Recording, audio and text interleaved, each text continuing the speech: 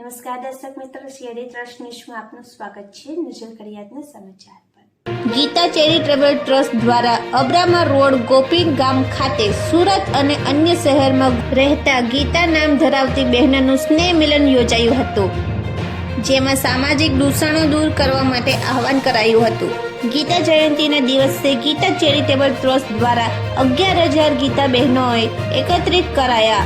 આ કાર્યક્રમમાં દેશભરમાંથી ગીતા નામની 11,000થી પણ વધુ બહેનોનું સ્નેહ મિલન યોજાયું હતું।